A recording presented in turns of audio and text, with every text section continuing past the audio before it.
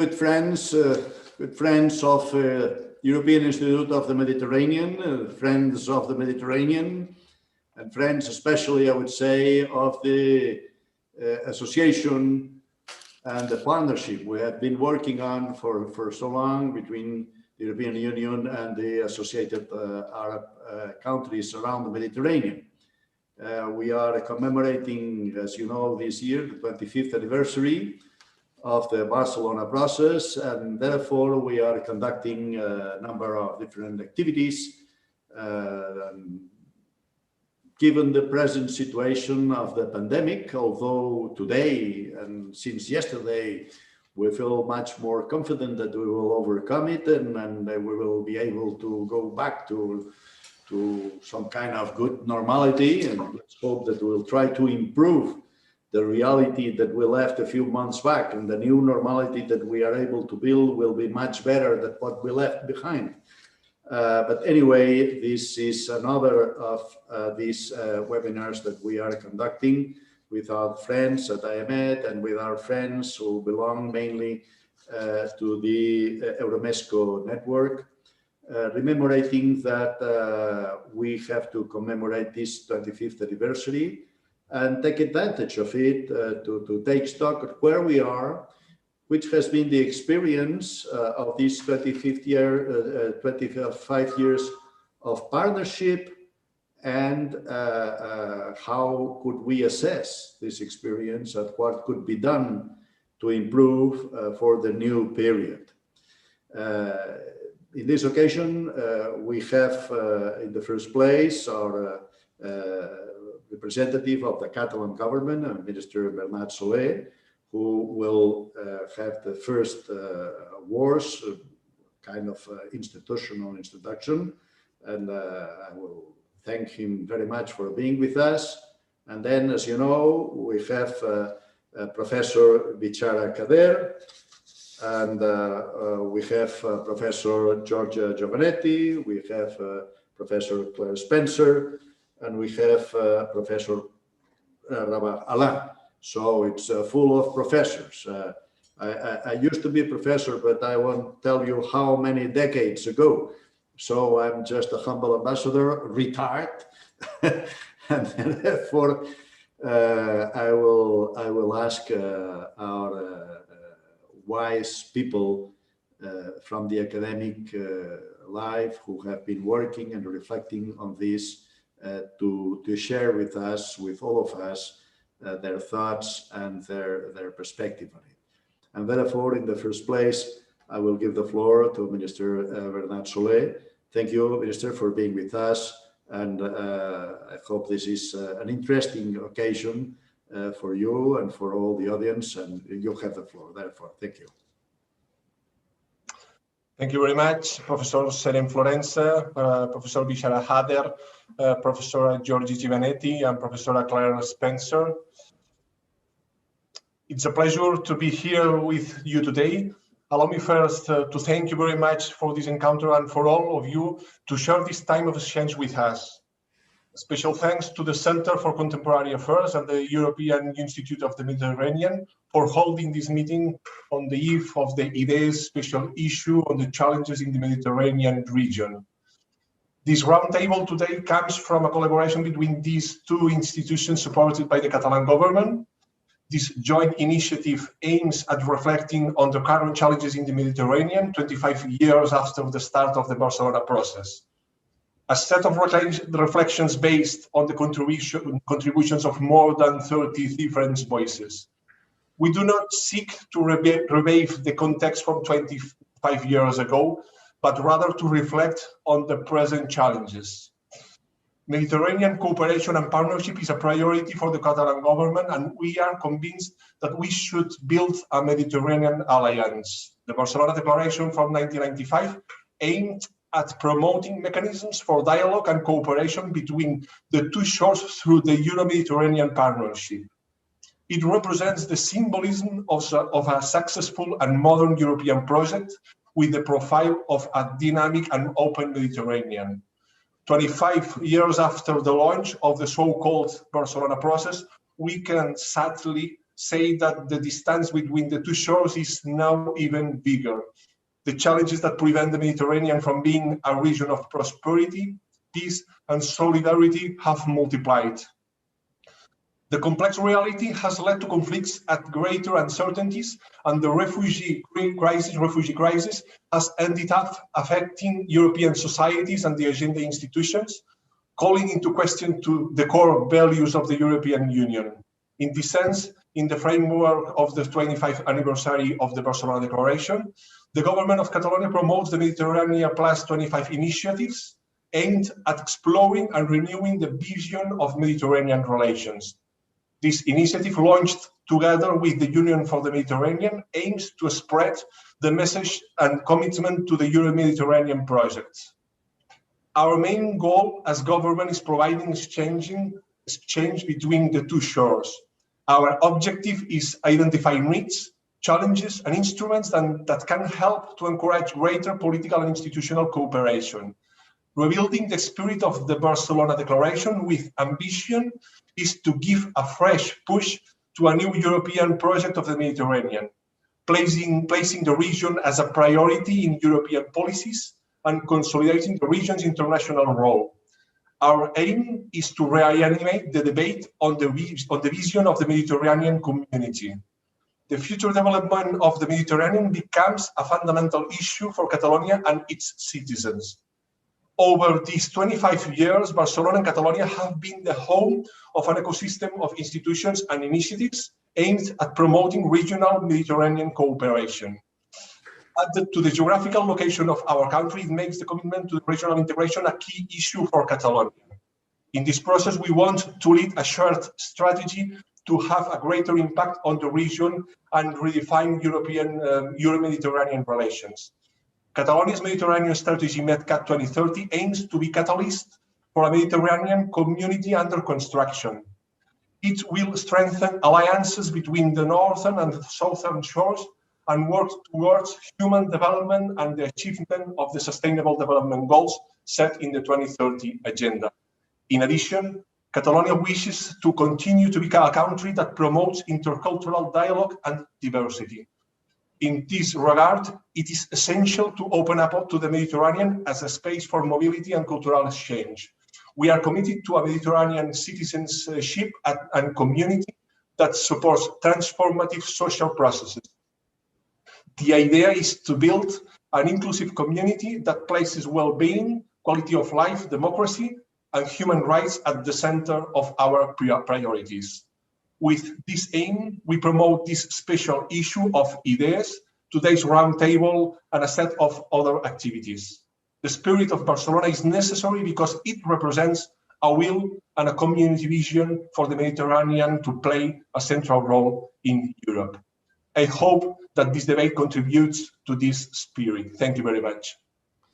So thank you very much. Really, it enlightens us a lot in what we have to do, and we recognize really the task that has been conducted by the Generalitat de Catalunya, because it has been very important. I was just commenting with Minister before we went together with all of you how the whole idea of the Barcelona process originated in this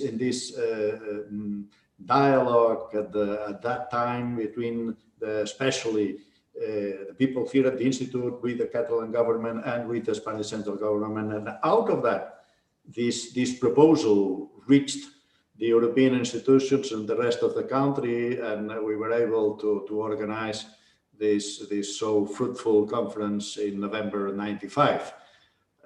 Okay, and so thank you very much for your participation, and I'm sure that it will enlighten our discussions. And I have to thank you especially for all you do for the Institute for this task in Euro-Mediterranean affairs. And now we will go for the rest of our participants, because we will try to go in a kind of orderly way. Because back in '95, as I said before, well, the main goals, as you know, were in the three baskets. In the first one, the idea was, has been, and is always, to build around the Mediterranean area of peace and stability. And we have to assess how we have done with that. Because we have had a gorgeous beginning in 95 and a very spread optimism, but then we had September 11, we had Afghanistan, we had Iraq, Syria, we have still Syria, and all the troubles. So unfortunately, maybe we were not as successful as we wanted to be back in 95. And then in the second pillar, maybe that will be mainly for Georgia as the true economist. How have we done with the construction of this shared prosperity around the Mediterranean? And I think that there maybe we'll find out, well, you will tell us that the bottle is half empty but half full. And there has been, of course, some progress. But I don't know whether this was enough or not, and probably a lot has to be done. And then we'll go with the third basket. Probably all of you will intervene, and Claire and Rabia, and with this other pillar of the Barcelona process to build around the Mediterranean as well, an area of intercultural dialogue among the people and among countries around the Mediterranean. And so we will see how we have gone with that. And so we will start with Professor Bichara Kader. Well, we have been working together for a long period now. I remember in 95 when we first met, I was there, the head of the Institute for the Arab World in Madrid, the ministry, and we started publishing some of your works already then. Bichara Kader, as well, all of you know, has been working on that for many decades, and he has been among all the groups of wise men asked for by the European institutions to give their advice on how to conduct the Euro-Mediterranean affairs. And he has been one of the most active activists, if you let me say it so, preaching these goals of the Barcelona process in the terms of building this area of peace and stability, this area of shared prosperity, and this area of dialogue, because he's been working in all these areas somehow. And so, Bichara, without other delay, you have the floor, please. We can hear you.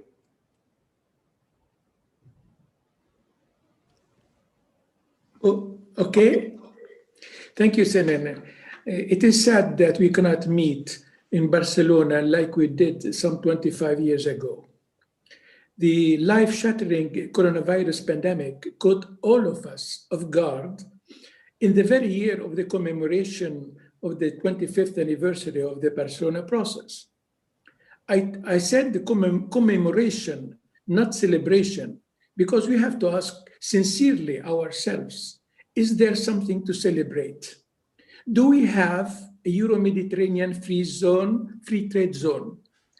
Is the Mediterranean region and the Arab hinterland more stable, more prosperous, more democratic, more integrated? Is the migration issue better managed? Is Europe more secure, surrounded by a ring of friends?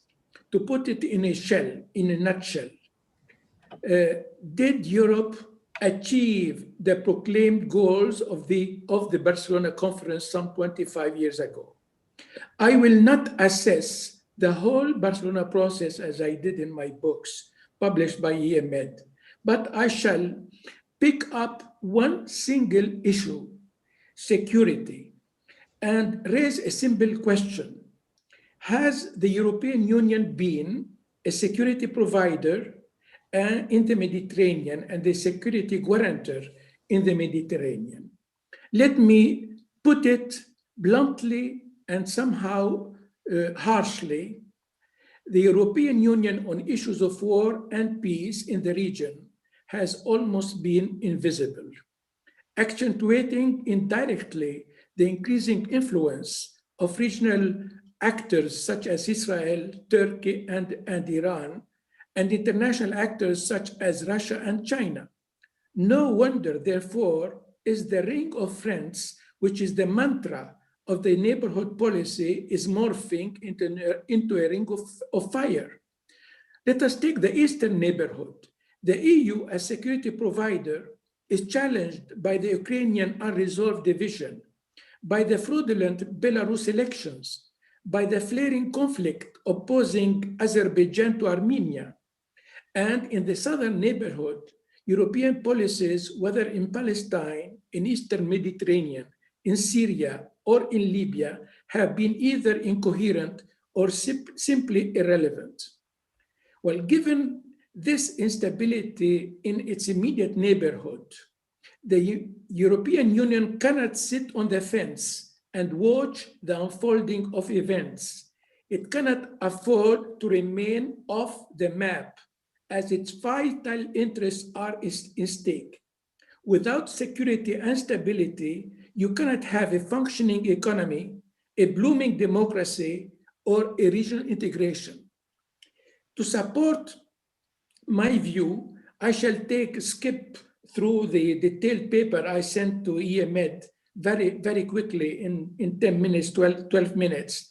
I'm taking the role of the European Union in the Middle East, in the Maghreb, and in the Eastern Mediterranean. Now, the European disunity, inactions or inconsistencies on major issues such as Iran, Syria, the Gulf internal disputes, the war in Yemen, the Arab-Israeli conflict, the EU played often second fiddle to the United States, failed to articulate a coherent, independent, and proactive foreign policy, or simply remained as a bystander. For that reason, and for its own sake, it is urgent for the European Union to reverse this situation. First, the European Union must salvage the Iran nuclear deal, a major achievement of European foreign policy. It should not allow American sanctions to hurt its economic and geopolitical interests. The European Union can take the initiative of kickstarting a new round of negotiations. And if it does so, it should speak with one voice, a European voice. The new American president, Joe Biden, is certainly keen to work with the unified European Union on that issue.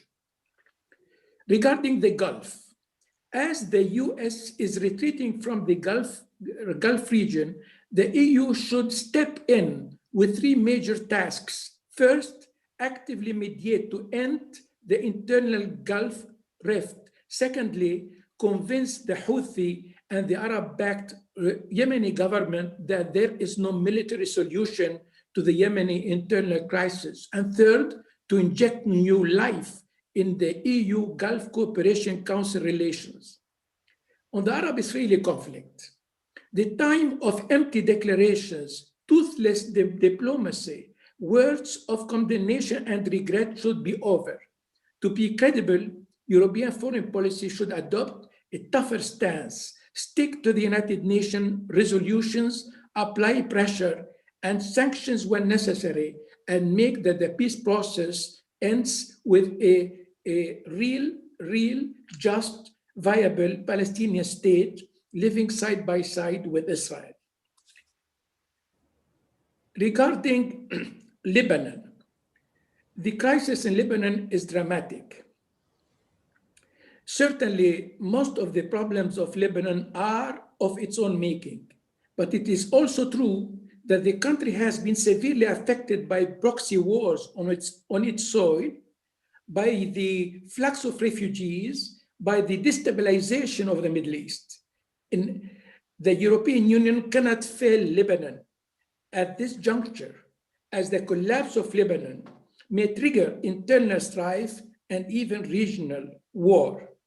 Regarding Syria, the European Union action in Syria has almost been invisible. Russia has dominated the scene. The US is withdrawing. Turkey is asserting itself, and Iran is meddling in Syrian affairs. The European Union provided assistance to NGOs in Syria and organized what is called the Friends of Syria. But the European Union has not been a visible, proactive player in Syria. It is now time for the European Union to raise its profile in Syria. In Egypt, the relations of the European Union with Egypt has always been driven by security considerations, protecting the Suez Canal, containing migration, fighting terrorism, and preserving the peace treaty with Israel. That's good. But the European Union cannot turn a blind eye on the Egyptian government's crackdown on protesters and critics. Jordan is the most pro-European country in the Middle East, but the pandemic is putting Jordan in a very difficult time and jeopardizing its stability. Jordan's stability is of paramount importance for the whole region and beyond, but the pandemic and regional turmoil are threatening this stability. The EU, with other international actors and agencies, should help Jordan to weather the storm. Regarding the Maghreb, the second issue, Maghreb countries are EU nearest abroad, where the European Union has the strongest influence by virtue of history, geography, geopolitics, trade, and migration. The pandemic and its aftershock will have devastating consequences on Maghreb countries. Tunisia, for example, has always been a faithful partner of the European Union, and the European Union has praised Tunisia for its endeavors to consolidate its blooming democracy. Unfortunately, the European Union did not allocate sufficient resources to shore up Tunisian ailing economy, leaving the country struggling with increasing frustration and skyrocketing youth unemployment. Algeria is an important partner of Europe as gas and oil exporter. And Algeria, unfortunately, did not show interest or haste in solidifying its ties with the European Union. It is time now for the European Union to bring Algeria on board, as its instability may reverberate across the whole region. Morocco has been, relations with the European Union have been cordial, often cordial, and Morocco has benefited from the enhanced status, and the main beneficiary has been the main beneficiary of EU financial assistance. So, but it is not sufficient for those three countries of the Central Maghreb that Europe just assist them financially. The European Union should go beyond money, revamp its short-sighted policies, and take steps for a lasting regional stability, sustainable economic reform, and promotion of regional integration. The opening of the Algerian-Moroccan border, which is closed since 1994, should be on the top agenda of European diplomatic service in the Maghreb, as it hinders regional integration and remains a stumbling block for the realization of regional infrastructure.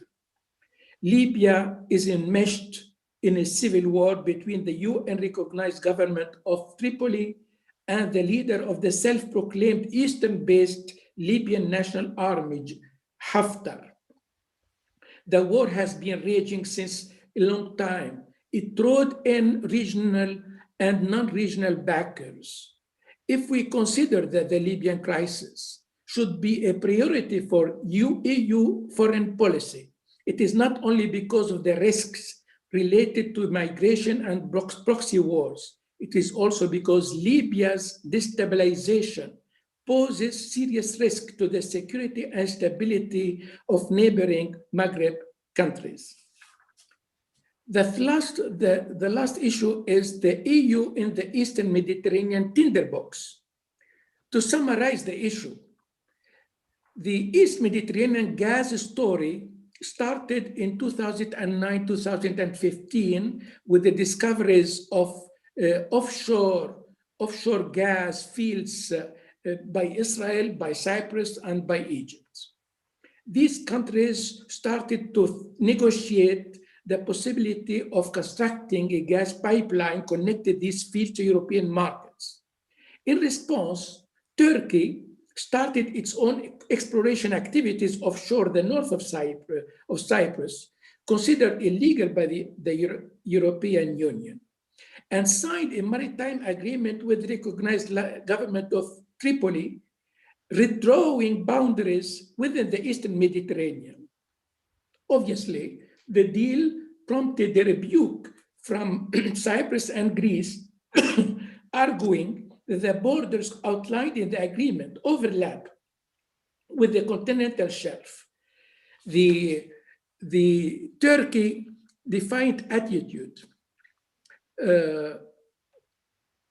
provoked a meeting in January, 2nd of January 2020 by Israel, Cyprus, and Greece, who signed an agreement to build an almost 2,000 kilometers East Mediterranean pipeline. And few days later, 7 countries negotiated or set up an East Mediterranean Gas Forum, which became, on the 16th of January of this year, became a regional organization. The aim of the forum is the development of regional national gas market. Turkey was angered by both the establishment of the gas forum and the pipeline project for many reasons. The most important one of them is that the pipeline project is seen as competing with Turk Stream, inaugurated in 2020, and other gas pipelines crossing through Turkey, which promoted itself as corridor and hub for gas supplies to Europe. Well, this led to Turkey sending research vessels in the Mediterranean protected by warships. How did the European Union react to the escalation in East Mediterranean?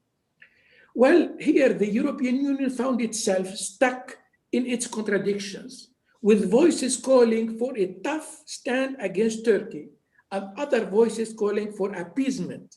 In the first group, we find France, and in the second, we find Germany.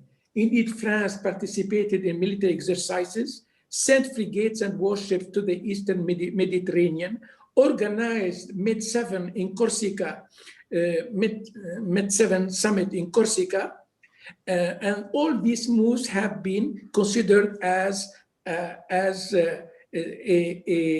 the challenge to Turkey's policies. Well, Germany did not follow suit and tried to mediate between Greece and Turkey, adopting a more even-handed policy, avoiding to automatically align itself with one of the contenders. Although the German foreign minister did not hide his frustration with Turkey's destabilizing policy, but Germany was very keen to keep the channels of dialogue open. German diplomacy remained faithful to its traditional rejection of the gunboat diplomacy. It must be recalled that Germany was irritated with Paris for not consulting Berlin before dispatching warships in the Aegean Sea. Clearly, German approach in the Eastern Mediterranean was the best. Diplomacy first. No surprise that most of the other European countries aligned themselves with the German position, Italy as well as Spain. Well, these differentiated positions of European member states indicate that the EU does not speak with one voice in the Eastern Mediterranean. Yet the Eastern Mediterranean dispute poses key challenges, key tests for the European Union, and offers a golden opportunity for the European Union to show unity of purpose and leadership. This requires better coordination between France, Germany, Italy, Spain, and other European countries, and the adoption by the European Union of a holistic approach to the region with respect to the delimitation of the economic exclusive zones and continental shelves between Turkey and Greece, Turkey and Cyprus, Israel and Lebanon, Israel and the Palestinian Authority, Libya and Egypt. The proposal of the President of the European Council, Charles Michel, of a multilateral conference with all stakeholders goes in the right direction. Should the European diplomacy seize this moment and organize this conference, it would not only contribute to regional stability, but also foster regional integration, which has been the proclaimed goal of all EU-Med relations. Just one word to conclude. In these turbulent times, the European Union must show leadership and unity. Task forces should be put in place, including the external service officials, experts, and civil society representatives to devise new modes of action, whether in Palestine, Libya, Syria, the Maghreb, or the Eastern Mediterranean. Given the Mediterranean instabilities, which are of political, economic, and social nature, given that these instabilities spill over Europe in various ways, there is an urgent need for a European strategic action plan to mitigate the numerous sources of instability across the Mediterranean region. As many sources of instability are of economic character, a post-pandemic Euro-Mediterranean recovery plan is urgently required. I finish with one reflection. The current pandemic has shown us that geographic distance matter, as international trade collapsed rapidly once the pandemic emerged. The pandemic has revealed EU overdependence on global supply chain from China and its vulnerability to blackmail or disruptive measures. It is therefore right time for the European Union to think about the relocation of some industries, mainly in the health sector, in its immediate southern neighborhood, setting up what I call regionalized partnerships with less dependency on global markets. This is a more rational course of action. The EU should draw lessons from coronavirus crisis. Investing in China creates jobs in China and makes China more prosperous and more assertive, but at the same time contributes to the deindustrialization of Europe, makes it weaker, dependent, and vulnerable to disruption of supply chain. With a co-development strategy with its Mediterranean and Arab neighbors, it creates prosperity and stability for them and prosperity and security for Europe. I hope I didn't speak too much. Thank you very much, Bishara. I agree with you that we have to commemorate the 25th anniversary, but not necessarily to celebrate it, because things have become much more complicated than we thought that in '95, and so many problems. But the truth is that problems mainly came from other areas, from Afghanistan, from Iraq, etc. No? And even, well, we know that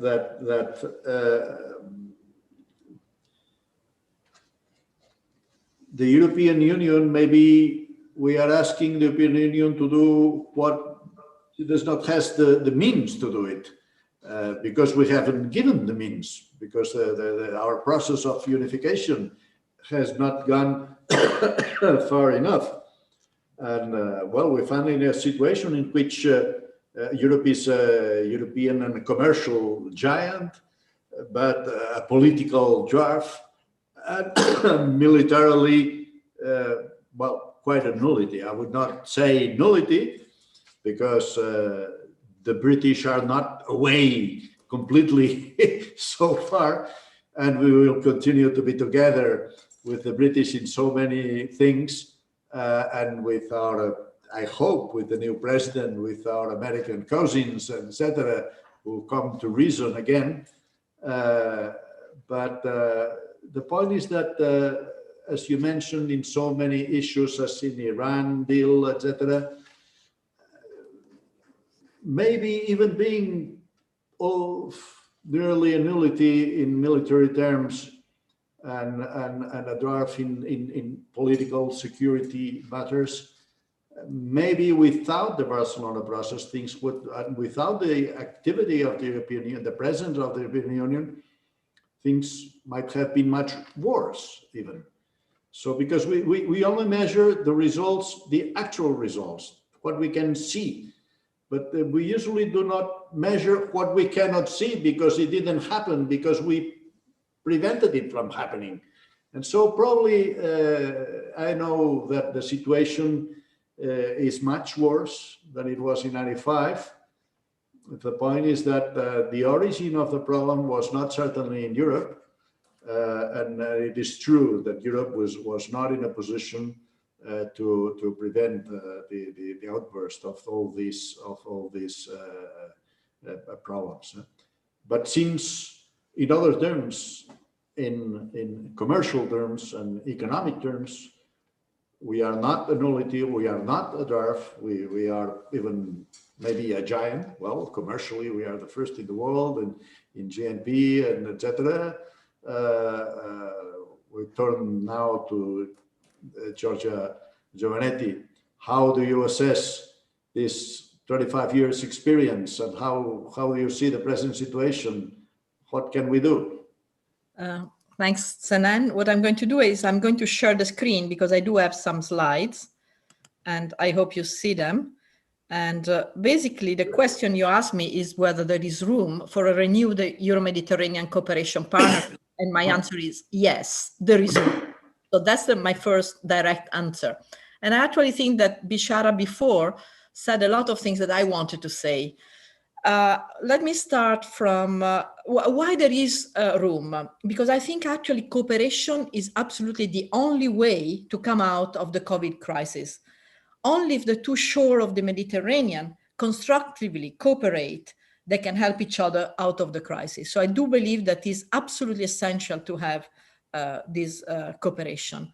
Now, of course, we start with the Barcelona process, and 25 years ago.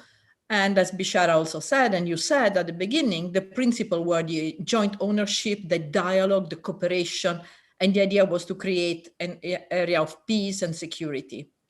But as far as I am concerned, because I'm an economist, the target was to create a free trade area so that the countries could trade without any tariff, without any barriers to trade. Indeed, several Euromed association agreements were adopted between 1998 and 2005.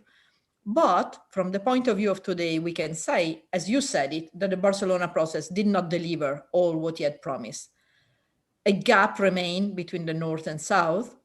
And what I will do now is I will focus on trade, but especially on global value chain that Bishara mentioned.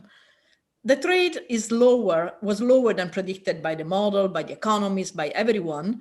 Altogether, the region is about 9.4% of total EU external trade, so is less than 10%, is not much. But what also did not develop, that was meant to be helped, was the trade within the southern shore country. This is much, much lower than the potential. Now, I see the global value chain as an opportunity. Is the opportunity to actually enter into the international trade. Now, what happened in time, because we look up to 25 years back, is that between 95, so when the Barcelona process started, and 2008, there was a lot of technological change, there was reduction in transport cost, trade policy were liberalizing, and all of these contributed a lot to increasing trade and foreign direct investment, but also contributed to promote a process of vertical fragmentation of production, i.e. what Bishara called the development of global value chain. Now, COVID-19 has now changed a little this perspective. Overall, as Bishara said, China was the one who took advantage of this development, so was the one that joined the global value chain, entered the global value chain, developed a lot. But some countries in the southern shore of Mediterranean were able to intersect the demand and inputs as well as incoming foreign direct investment. For instance, Morocco was actually able to enter a lot of global value chain, the automotive, the airplanes, a lot of even technological global value chain. Now, there are some key dates to understand the recent development. The first one is the financial crisis, 2008, 2009. These affect mainly the north shore of the Mediterranean. Then the Spring Revolution in 2011, and these affect mainly the south shore of the Mediterranean. Then the debt crisis, which affected a lot the North Shore and changed dramatically a lot of policies at the European level. And then the COVID crisis. There were other crises in between, but I don't want to go too much in detail. Now, the COVID crisis affected both the North and the South Shore of the Mediterranean, and services were particularly affected, especially tourism was particularly affected. And some countries in the southern shore of the Mediterranean, namely Egypt or Jordan, depend heavily on services and on tourism. So what I will do is I concentrate a little on the recent development. And basically, the first message, I will try to be brief. The first message I want to give is that global value chain had already stopped their increase before COVID-19. The World Bank, the World Development Report 2020 says, today it can no longer be taken for granted that trade will remain a force for prosperity. Since the global financial crisis of 2008, the growth of trade has been sluggish and the expansion of global value chain has slowed. So basically, there were a lot of reasons before the COVID crisis that made the global value chain decrease. You can see in this graph, this is the share of global trade of the global value chain. Back in 1990s up to 1995, they were increasing. Then from 95 to 2008, they increased at a very high speed, and then they slowed down. Now, if you look at the last year, the trade has fallen dramatically. Look at here in the first quarter, but especially in April 2020, this is the Middle East, MENA countries, minus 23% in April, the imports, and minus 40% of export.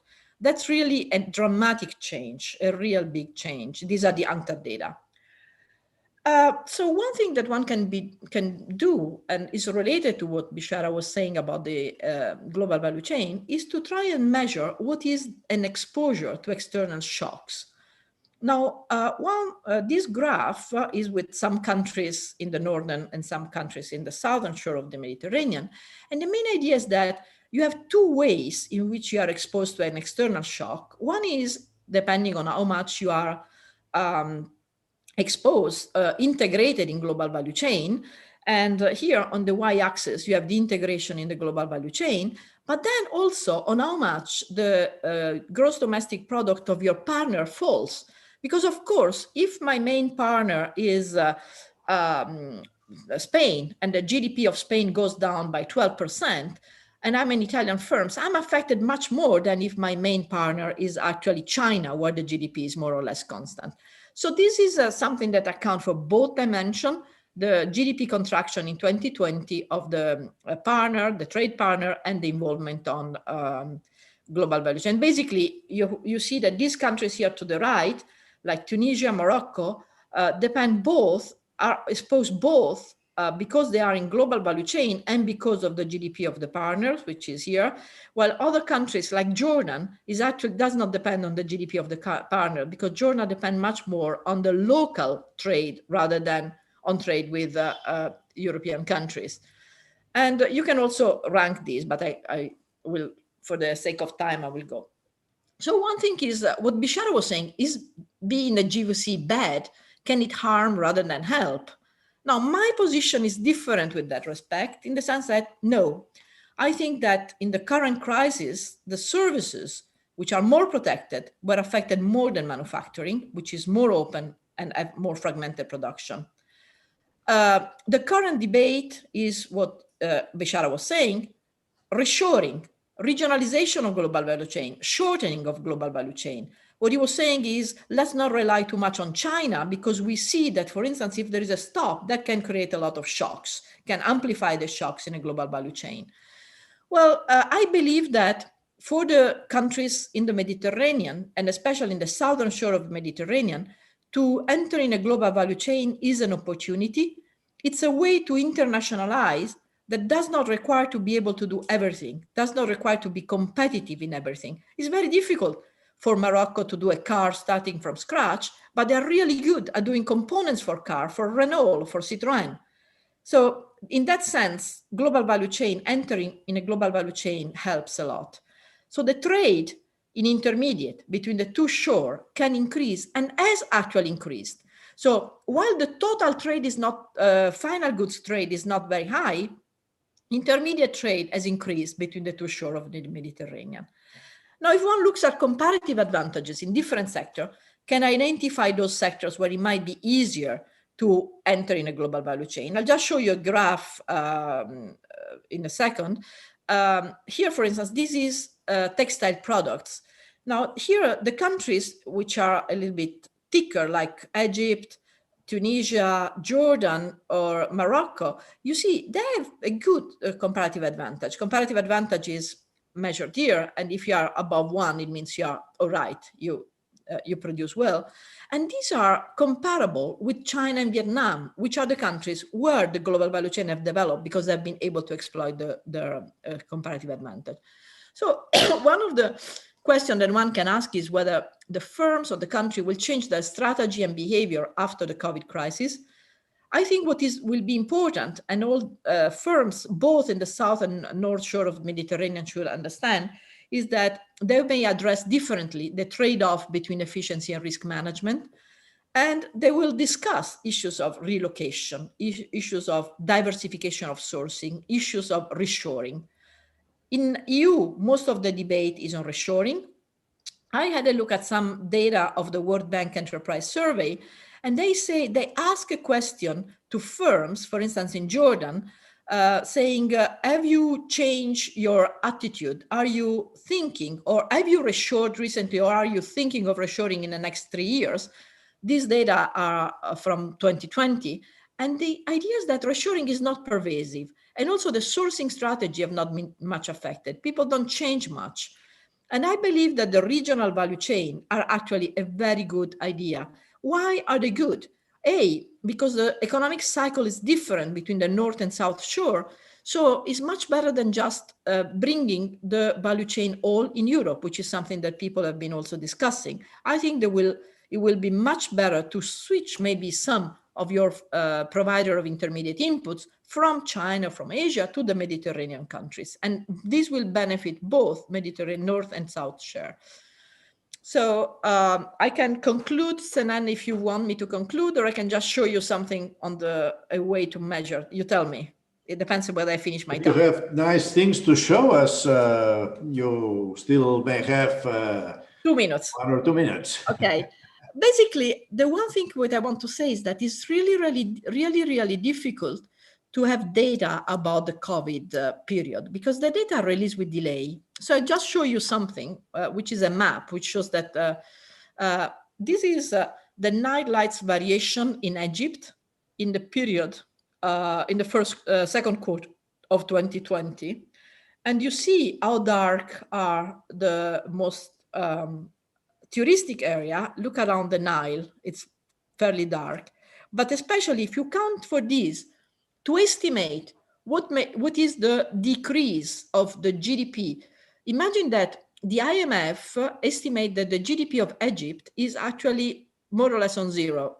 In April, they were estimating that it was increasing by 2%. It was one of the few countries that despite the COVID was increasing. Now it's zero. Well, the Sharm el-Sheikh decrease around 8% to 10%. The Valley of the Kings, 5%.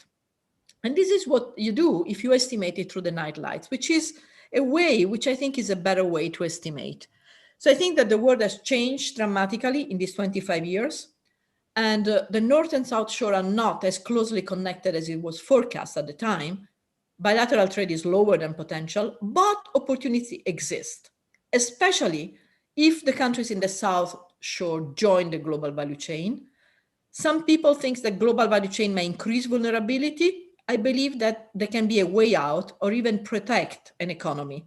But, and here I go back to the Barcelona Agreement, before I said there were agreements to create a free trade area. That is not enough trade policy have to be different because we have to think in a global value chain framework, which is different from the world that we knew 25 years ago. So I think that is important that these kind of things change. Thanks, and sorry if I took more time than I thought. So thank you very much, Georgia. You illustrated us on the importance of light, which is a good thing. And so you enlighten our knowledge on that. And I see that it is important to enlighten things as we need and to show how the economy goes. But now we all have the hope that the light will shine up again, even in the Valley of the Kings and everywhere, because, I think that we have reasonable good news in this respect in the last 48 hours. I think that we have a good prospect for a vaccine that will allow us to go back to some kind of normal situation and to keep working as we had done. And we had good news from the other side of the Atlantic, so that we can have fair and good partners in the other side of the Atlantic too. And so we can join efforts to work for a better environment there and here around the Mediterranean. You can also measure, if you want to be positive, if you measure the CO2 emission, for instance, you actually have a decrease of CO2 emission, which were connected to lockdown. So you can look positive. Yes, but that was at the cost of stopping the economic and social activity, and at the toll very high. We paid the price even in human lives, which was very high. So I think that we have to try to reduce emissions by other means. Yeah, I agree with that. But actually, regional global value chain may be more sustainable than general global value chain. But how do you do it? With protectionism, tariff protectionism, or what do you do? No, because if you have any protectionist measure, that will amplify whenever the intermediate product cross the border. So you cannot have any protections. I think it's just a way to have maybe for countries in the south to show that they're good at doing a lot of things. And therefore, for instance, one way that countries in the southern shore of Mediterranean can show is to certify the quality. A lot of firms are actually certifying their quality, because if they certify the quality, then firms in the north will actually be more willing to use those intermediate inputs. Good. But it's also a question of policy framework, because I think that what Bishara was saying, people have realized that China can give a shock to everything. Now, the closer you are, the more control you have of a global value chain. So it's easier to have a global value chain working better if it's closer. So I think this is something that is coming to be discussed, which was not before the COVID-19 crisis. In fact, I know a lot of people, entrepreneurs who had been delocalizing from Europe first to Tunisia or to Morocco, then they went to China, and they are telling me now that they are coming back, not to Spain, but to Morocco or to Tunisia. I know well, they follow my line. Yeah? Excuse me? They follow what I say. Yes, well, they follow your advice, your line. Yeah, very good, very good. And so now we go from the signoria to the realty, because as well as our audience knows, Giorgio Giovanetti is a professor of the University of Florence, but now we go to the King's College in London with Claire Spencer. So, Professor Spencer, I know that, Claire, that you have been working, because I've heard and I've read some of your contributions in the last years, and that surprised me how much you are getting involved in these new areas of the impact of new technologies, etc., coming from an area of much more real things.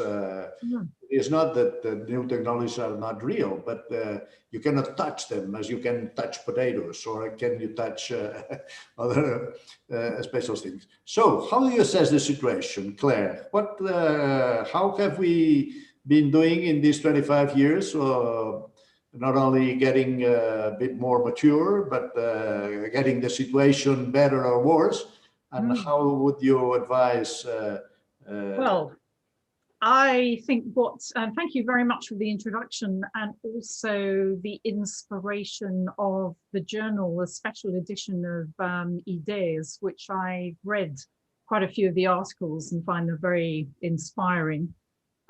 Because there are so many wide-ranging things to think about here. And if we're going to assess, is there room? In other words, is there a place for reviving the Euromed partnership? I think my starting point, because I like to think of myself as a bit of a visionary, one of life's Cassandras, you can see what's coming next, is to look at how we can restructure the vision, how to recast the aims for a renewed Euromed partnership. And this is because I think we've all agreed, and obviously Bishara's introduction illustrated this, we need to breathe new life in it for it to survive, if you like, the next 25 years. And it also, it seems to me, has to reflect current priorities rather than those designed a quarter of a century ago. And it makes me feel extremely old to admit that I was actually there in Barcelona for the original conference. Because 25 years, we shouldn't forget, is a generation. And the majority of citizens now living at least south of the Mediterranean were born after 1995. And so it's little wonder if that generation feel little attachment to a policy framework which was designed by their parents' generation. How, in fact, does it really concern or impact on them? And Senan, you've mentioned the US elections. So I was struck last week watching, as many of those of us were, slightly nerve-wracking by how the Americans are split by two fairly simple visions. On the one side, you have the free-rolling, libertarian, mask-denying, anti-political establishment, anti-internationalist patriots, as they describe themselves. And on the other side, as we've seen, are the what might be described as the communitarian, interconnected, dialogue and consensus seeking international rule-based supporters of President-elect Biden. But both, I think we shouldn't dismiss Trumpism, as many are already warning us. Both are powerful visions, and I don't think either is going to disappear as one gains ascendancy over the other. And we often use the language of populist supporters of Trump. He's a populist, we often say, and we have populists in Europe and also across the Mediterranean. So let's look at what might be termed the liberal internationalist camp. I think what they need to understand, because they were the original architects and still the supporters of the vision of the Euro-Mediterranean partnership, is that they're not now going to beat populism by logical argument and facts. The days of fake news and unsubstantiated rumor are here to stay, I'm very much afraid. But I think by changing the environment in the regions where populism thrives, and by addressing core concerns rather than their articulated grievances, there may be some chance of moving the balance towards gaining support for a renewed and reinvigorated Euromed partnership.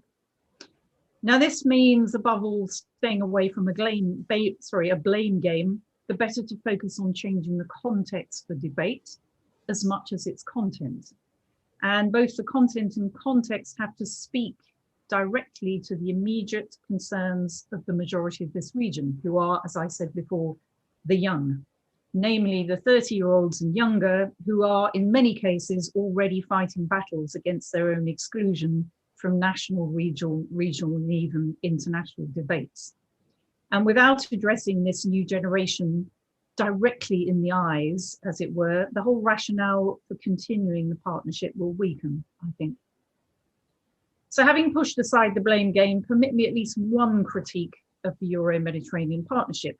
At its inception, the Barcelona process did have a vision. You've described it, Sen, and others have touched on it. It was based on creating a common space, based on a common Mediterranean heritage, and really engaging common interests. But alas, this vision soon became very transactional, it seems to me. The European North effectively said to the Mediterranean South, We'll help you and your agendas if you help us and ours. Regional integration, which was the objective of the Barcelona process, was overwhelmingly posited on opening up free trade, as Georgia has said. Yes, peace and security and stability was part of it, but I think the thrust, certainly from the beginning, was that free trade, integrated trade within the Mediterranean would be the vehicle through which this peace and stability would be installed. And I also seem to remember 2010 was the date by which this was going to be in place. The promotion in turn of human and cultural contact through dialogue and joint projects was always seen as a subsidiary and smaller building block towards this goal. But there was always a flaw in the free trade agenda, not just the ones that Georgia has just pointed out in terms of trade is no longer, it was originally, but it no longer is the main motor for growth. As one of our erstwhile colleagues, the very insightful Bashir Charou, always used to say from Tunisia, only inanimate objects are welcome in Europe. In other words, the free movement of goods and services, together with the slow lifting of barriers to the export of agricultural products from the south, did not include the free movement of people. Just as EU migration and asylum policy was at the time a driver for the original Euro-Mediterranean vision, so the free movement of people is still a thorn in the flesh of any proposed revision of the Euro-Med partnership.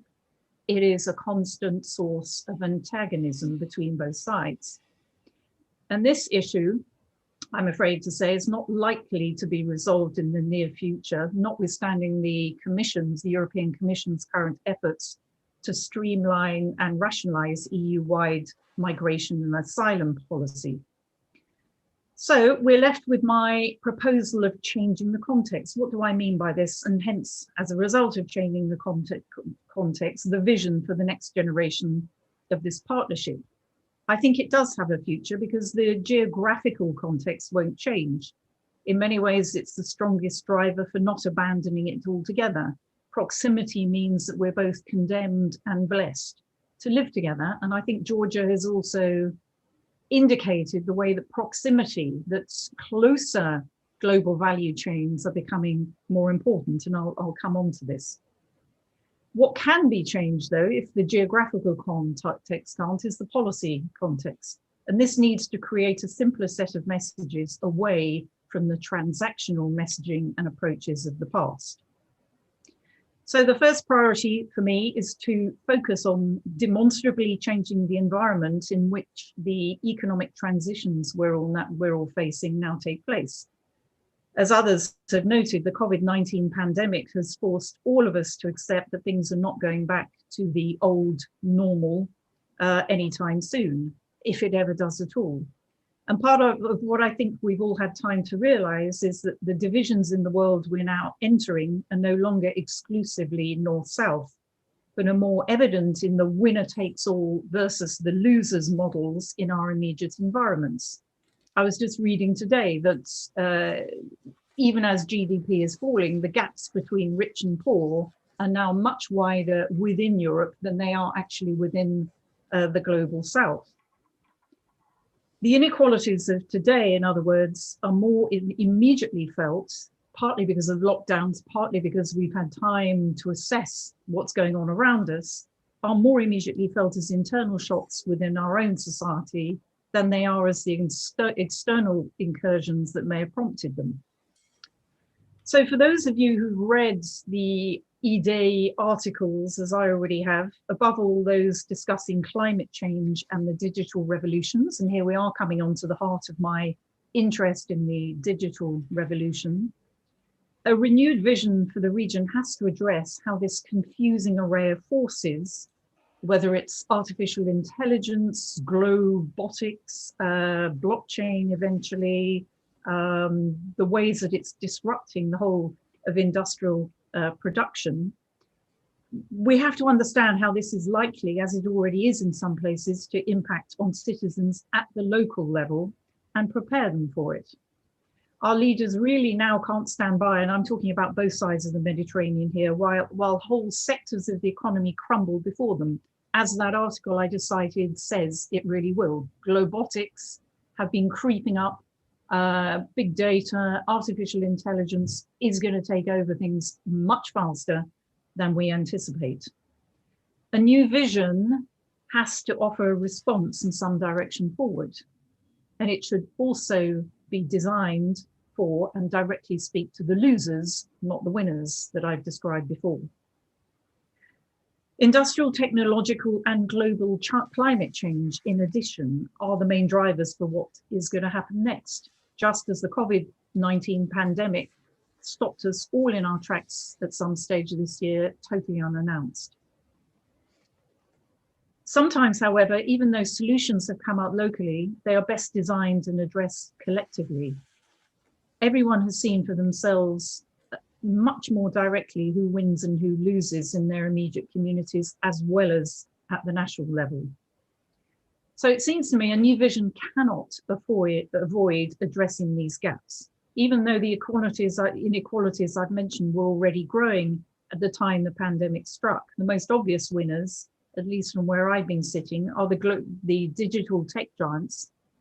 We all know who they are, the Silicon Valley crew, and those whose work can continue remotely, either through social distancing measures, as in agriculture or other areas where people don't have to congregate together, or via digital platforms for those whose work can continue virtually. And the losers, as we've seen, whether it's in the catering, the restaurant business or elsewhere, have been those, the theatres, music, have been those engaged in any activity involving people who have to be in close proximity or whose employment cannot continue online if businesses are forcibly closed.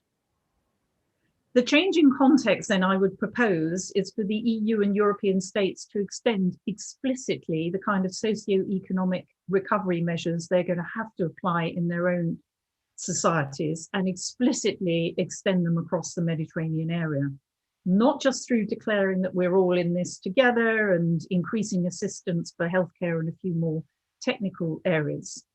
This is the time to acknowledge that shocks happen, that the consequences are unevenly spread, and to declare that leveling the playing field for recovery, innovation, and joint action are now the priorities of the EU wherever it takes place.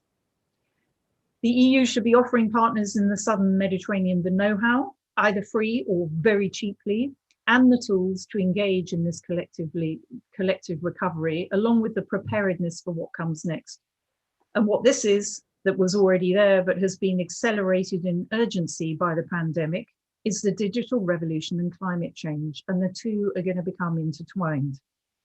Neither of these issues, these impacts, have borders, so it is in the EU's own interest to address their consequences as a consequence of their own space.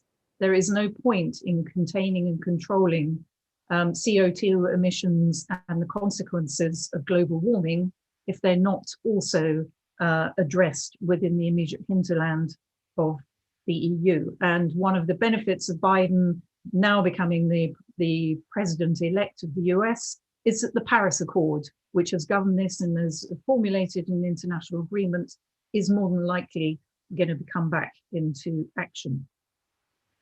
Equally, it's not just north-south anymore. It usually has been, but the EU should be responding far more flexibly and directly to ideas and new ways of doing things that have emerged, often already at scale, across the Mediterranean. And Georgia has already touched on a number of these, how that the Moroccans have adapted themselves to global supply change by specializing in certain industries. But one of the reasons the Moroccans have become involved in the car assembly industry is that they're servicing markets in Europe. The majority of the cars that are assembled in Morocco are sold back into France through Renault and others.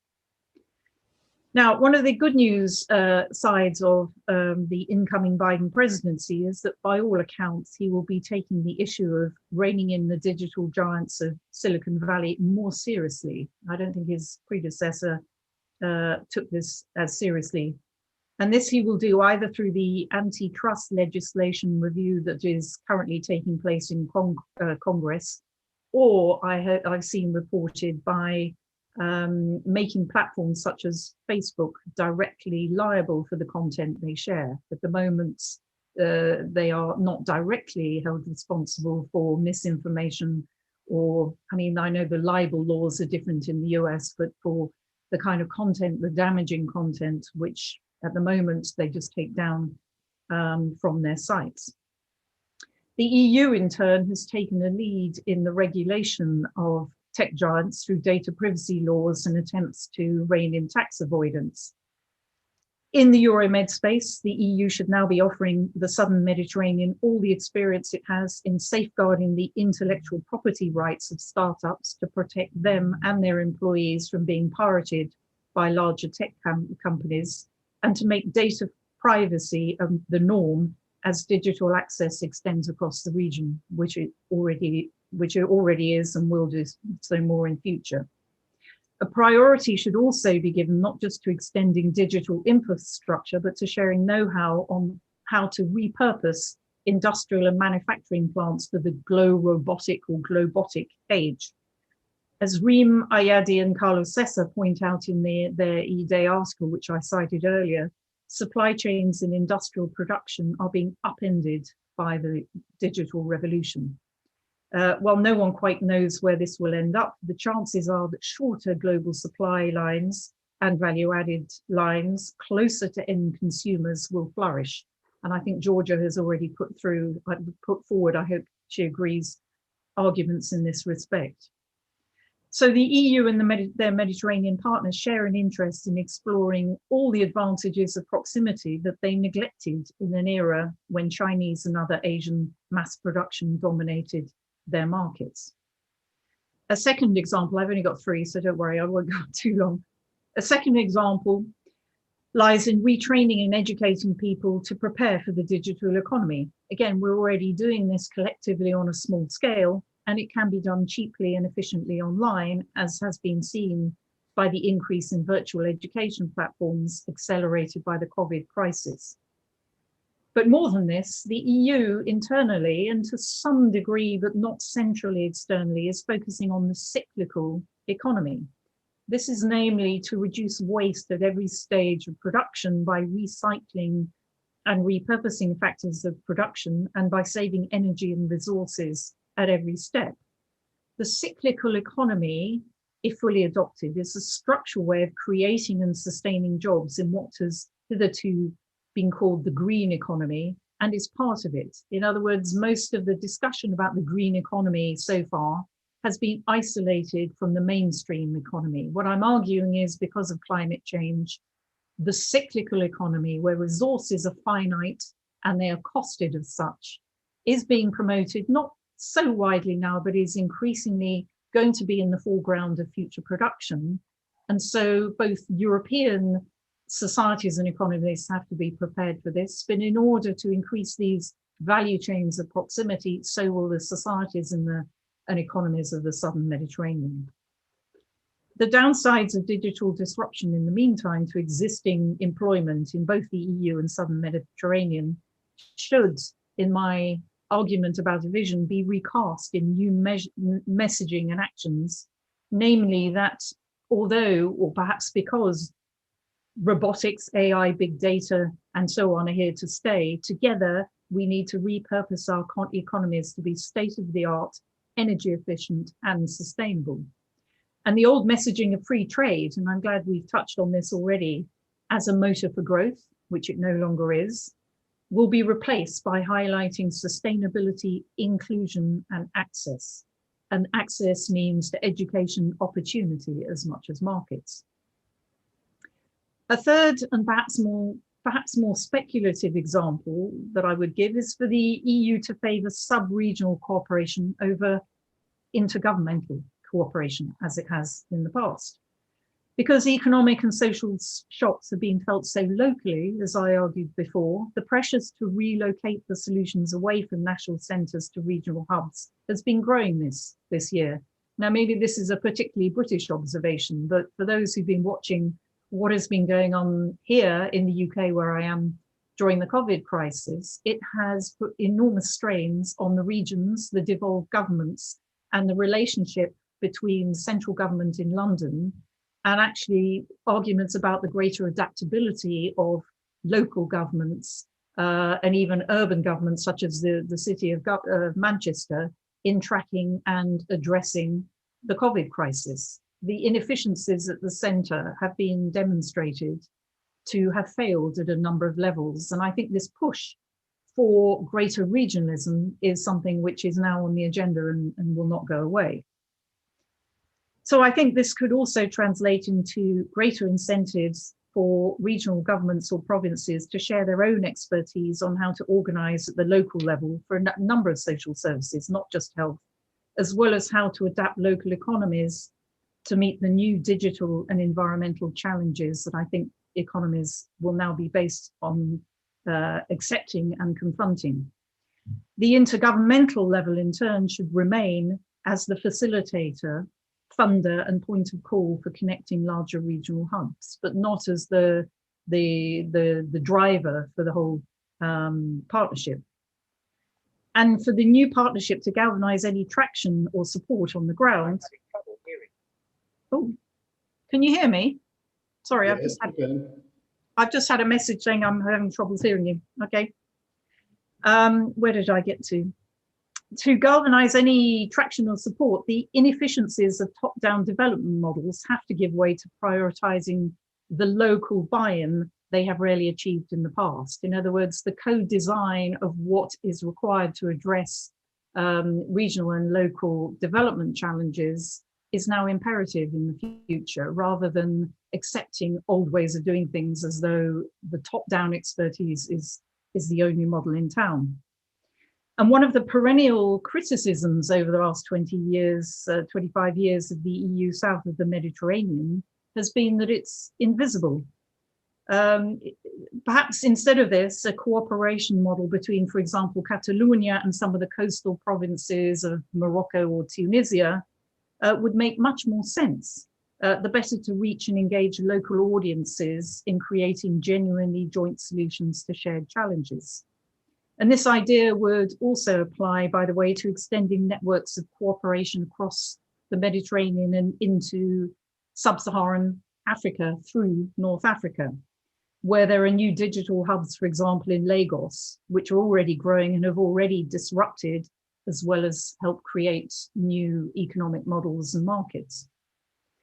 So to conclude, we will all see in coming months whether President Biden succeeds in bridging the gap between the divided Americans, but we will learn most as Europeans and Southern Mediterraneans from seeing how quickly his messages of inclusion and reconciliation can be translated into reality. And if people see improvements on both sides of the US debate in their immediate localities and begin to see that the winner-loser divide is something that concerns and affects everyone, then there's also some hope for a renewed Euro-Med partnership structured on this basis. Otherwise, continue on the same track, it seems to me, is not really an option if all it does is to continue to increase the winner-loser structures within the societies of Europe, as well as between Europe and the Southern Mediterranean. The structural causes for this imbalance now have to be addressed. We've already heard about some of those from Georgia. And what will structure it, I think, for the future, these new and inclusive socio-economic models that favor sustainability over free trade in the face of the climate emergency and the unstoppable global digital revolution. Otherwise, I fear the majority of the South, if not all of the younger generations of Europe as well, will fail to see the point of a partnership that so explicitly still excludes them, their concerns, their futures, and their interests. And exclusion, as we know, is a recipe for further regional instability in the years to come. Thank you. So thank you very much, Claire. Thank you for bringing into the picture this kind of combination of the new realities that have changed so much since '95 in terms of the new technologies, new threats concerning climate change, etc. we knew that. If we read carefully the final declaration in '95, it was already there. But certainly we were not conscious how much determinant it would become along the years. So thank you very much for bringing this into the picture, along with the social and political aspects. But what we need now is to complement all of this with another perspective, and this is from the South. This where we have Professor Rabah Alam, who, as you know, is researcher at Al Haram Center for Political and Strategic Studies in Cairo. So, Rabah, thank you for being with us. We need your contribution because we need to know how does it look like seen from Egypt. So please, you do have the floor. Thank you very much. Thank you very much, Professor Florenza. Do you hear me well? Yes. Yeah, great. Thank you. I'm actually optimistic. So I'm really happy to be with you here tonight. So the question is the room to renew the Euro-Med cooperation partnership. I believe addressing the question in this way gives an impression that we're trying to revive something that failed or proved some kind of paralyze. But this is not exactly the case with the Euro-Med cooperation. I understand that evaluating and measuring the degree of success of such a huge process like the Euro-Med cooperation is quite complicated. However, we have a tendency to blame the Euro-Med framework for not being enough effective in solving the region's problems, but we rarely salute it for the positive achievement that are concluded in this very same region. So, to come back to the question, is there room to renew the Euro-Med cooperation? The answer is yes. There is a room to do so, and let's talk about the how.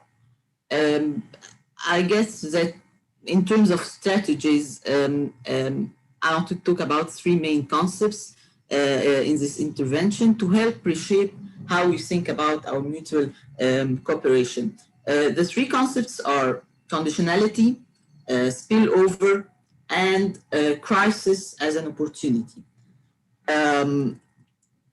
At first, conditionality. Honestly, this term is not one of my favorites. I believe it should be gradually erased from the literature of the Euro-Med relations because simply it entails stigmatization of the relations between the two shores of the Mediterranean as if it was a relation between unequal partners.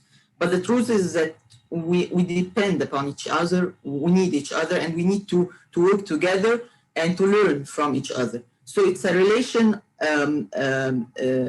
that should entail exchange, peer learning in both ways, and also applying a participatory approach in setting the cooperation agenda. I understand that in some cases we need deliverables. We need to achieve some specific goals within a certain time frame. We need to put pressure in order to make sure that the cooperation on the political and security level is going hand in hand as it is on the economic and developmental level. So in this regard, rather than applying conditionality, I think we should apply more appealing offers of peer learning that would make sure to operationalize the values promoted by the EU in an attractive way or attractive programs in each proposed sector for cooperation. So replacing conditionality with appealing peer learning programs in different sectors. First, of course, we need to assess the real needs of the involved countries through a participatory approach. that would combine governments, private sectors, civil society, then draw a map of possible entry points to boost their capacities on their proposed pace. Only then we can get reasonable deliverables, and we can reach some reasonable goals, not through conditionality. And also another point to discredit conditionality is that we cannot say today either or. We cannot say either you do this or I will do that, because simply there is a plenty of other alternatives that could come and replace the Euromed cooperation. And these other options are value-free, or even worse, they might entail the exact opposite values than proposed by the EU, namely the cooperation with Russia, with China, or even the Gulf states. So the second concept is spillover. I like this term a lot. It states a fact, which is the degree of interdependency we have in the Euromed region. It is decisive in stating the fact of interdependency, but it does not state the orientation of this interdependency. So it's still in our hands to orient this spillover and to make something good out of it. So let me give you two examples of spillovers in our region. The first one is the security threats spillover, which is obviously harming the potential of stability and prosperity in our region. It is a renewable spillover that gets a chance to initiate instability in a transnational manner. This spillover grows by feeding from our points of weaknesses like extremism, marginalization of vulnerable groups, marginalization of minorities, exclusion of diverse voices, lack of channels of and mechanisms of interface trust building. And this spillover of security threats relies mainly on youth to widen its scale. The second example of spillover is the educational spillover. It is the spread of knowledge and science. Theoretically, it consists of different levels of education, but when it comes to the cooperation in our region, it's basically the higher education and professional education. So this type of spillover should be carried out through a process of institutionalization of exchange mechanism in our educational system, especially in universities, professional and technical education as well, across the Mediterranean, north-south, south-north, and also south-south. This type of spillover is also relying on youth to widen its scale, but definitely it would counter the first type of the spillover, the security threats. So it is in our hand to orient the spillover to be a spillover of education and knowledge, not a spillover of security threats. The last concept I want to tackle is crisis as an opportunity. And here I'm not trying to romanticize things, but let's think in a positive way for a moment. Crisis could eventually turn into an excellent opportunity for passing reforms within institutions and also to reform the relations between or among different institutions. And I want to give an example related to the COVID-19 crisis. It is definitely a crisis, I cannot deny it, but it opened the door for a new pattern of crisis management and also new incentives for reforms. Let me say a few examples from my country, and also I'm sure it could also apply to other countries. It was an opportunity to create a hybrid task force, which is adjunct to the cabinet, formed of related officials from different backgrounds and specializations, military men, civilians, political and economic figures, technical and security specialists, and so on. So this diversity of backgrounds created a higher level of inclusiveness within the government, and was actually an addition to how we usually perform the everyday governmental work. It was also an opportunity to motivate a higher level of transparency in the governmental work, circulating daily statements, sharing data, circulating credible information in order to counter the forced flow of information, and so on. So this resulted in a higher level of transparency.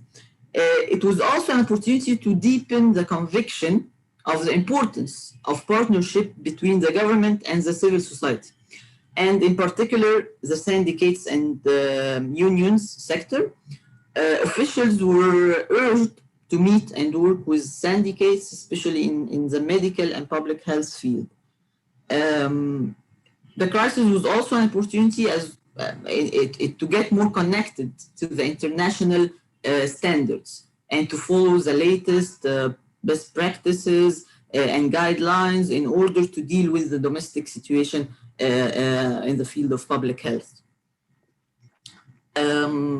It was an opportunity to also orient different sectors into digital activity, including the public sector, businesses, cultural and educational institutions. So COVID-19 acted as a new urge to accelerate the digitalization.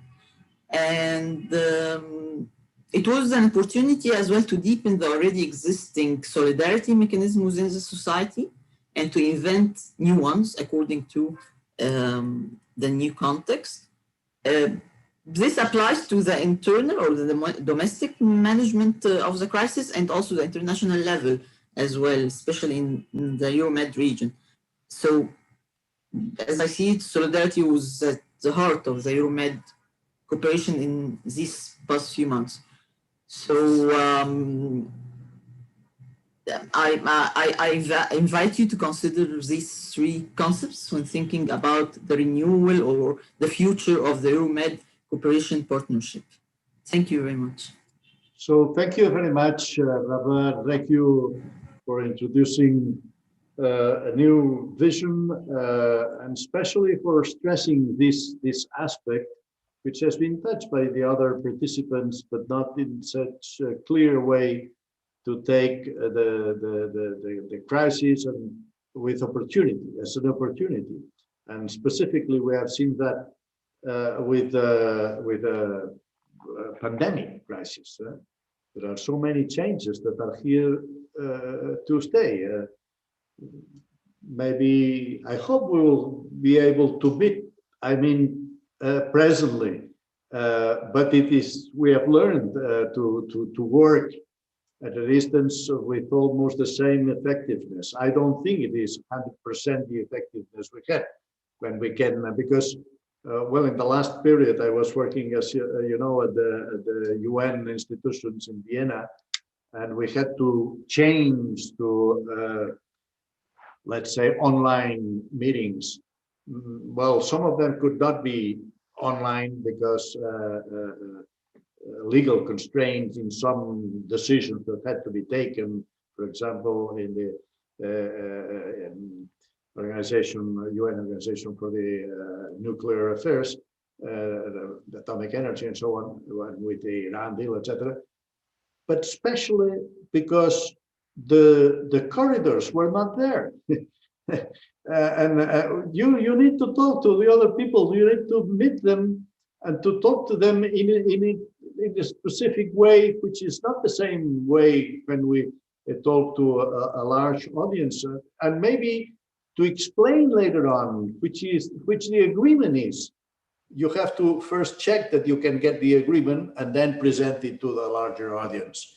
And so, but certainly the crisis of the coronavirus has shown us to do things much more effectively with new technologies, and this is here to stay, as so many other more important aspects that you have raised.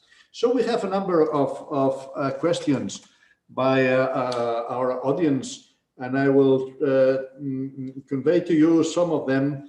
For example, Georgia, there are some questions relating to how do you solve the apparent contradiction of this regional added value integration without protectionist measures, regional protectionist measures somehow. Is it possible or not? So there are some questions on that. Then we'll go to others.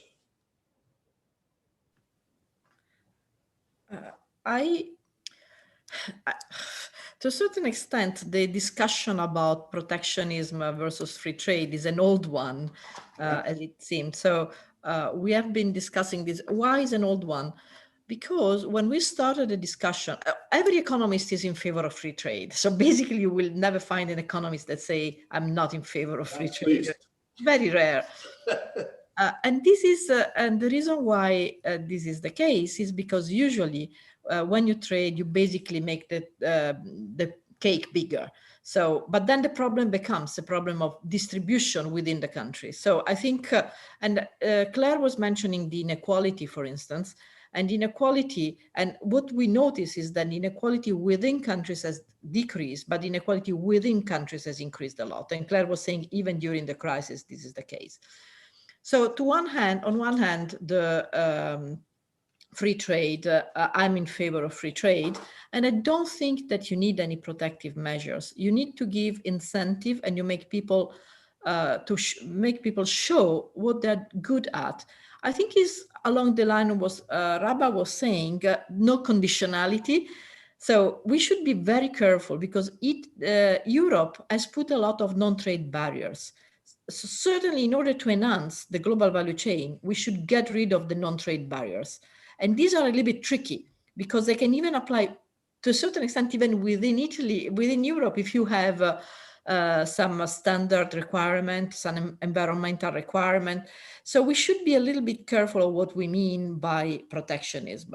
Certainly no tariffs, but we should be much more careful about not having non-tariff barriers. That will also allow people to be more on equal basis, not to have conditionality tied to any type of agreement, because the burden of showing how good they are will be on the producer of intermediate inputs or of final products if they are the one which are selecting the sourcing. So I think if one convince people that they produce well, they are reliable, you don't have to do quality assessment and things like that, you can be in a global value chain without having any type of protectionism. The global value chain is exactly what is against protectionism, because every time that you put any obstacle to trade, the effect of the trade, but you have something, the main issue is the following. Before, we were used to have fragmentation of production in stage of production. Now we have individual tasks. Very little things can be divided, which on one hand is a huge opportunity for every country, because every country can specialize in something, which may be small. But then, on the other hand, if you have many, many tasks, and you have put any obstacle to trade, as many times as these things crosses the borders, the more you magnify the impact. And therefore you have an effect on prices, and therefore it's no more convenient to actually build it that way. So I think it's really to think about it, which is important. So thank you, Georgia, for this clarification. We have some other of the questions from the audience. Maybe Bishara, you can take that one, referring to the role that the findings of gas offshore the Gaza Strip may help in bringing about a better attitude from the side of Israel, because if they are greedy for this gas, I imagine this is the reasoning behind it. We can condition somehow the attitude of Israel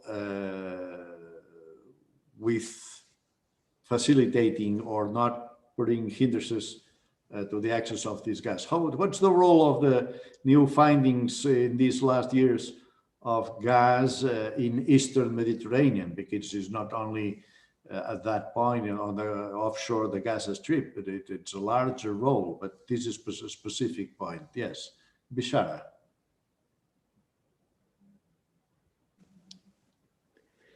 Yeah, it is surprising that in the East Med Forum, which became a regional organization in 2020 during a conference in Cairo, there is a Palestinian representative in the forum. There is a Palestinian representative of the Palestinian Authority. So there are 7.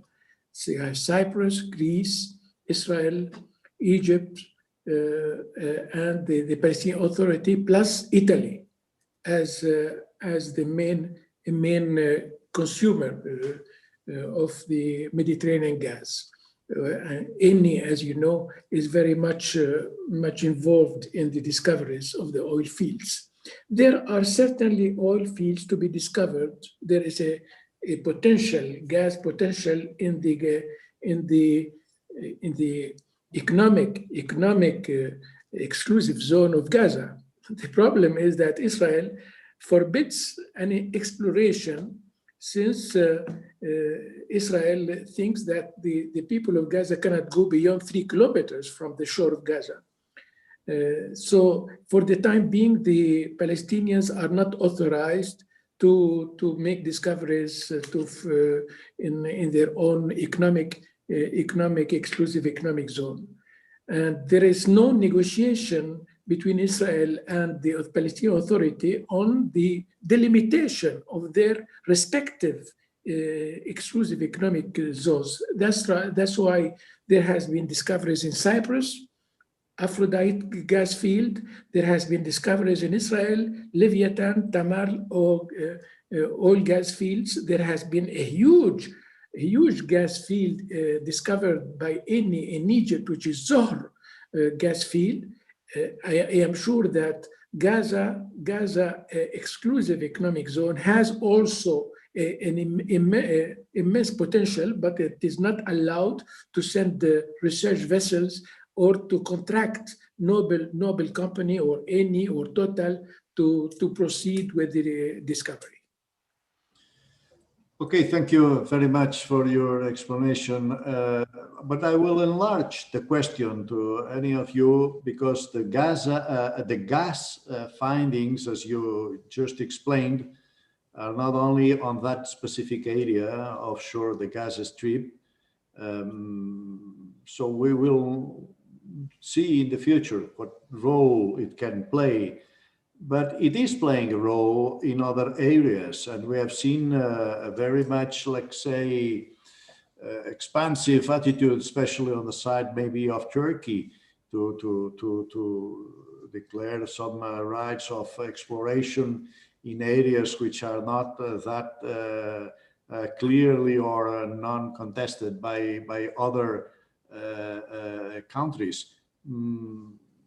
Do you think that this new reality of finding gas in different parts of Eastern Mediterranean may change somehow the attitudes of some countries, or somehow the regional geopolitics, which is the interrelation between gas and regional geopolitics in that area, general area of Eastern Mediterranean? Well, for the time being, there is a competition and rivalry. And this rivalry is rooted also in old memories of rivalry between Turkey and Greece. I think this rivalry and competition should not hinder the regional working together. For in the time being, there is sort of club which is considered by Turkey as anti-Turkish club, which is constituted by Egypt, Cyprus, Israel, and Greece.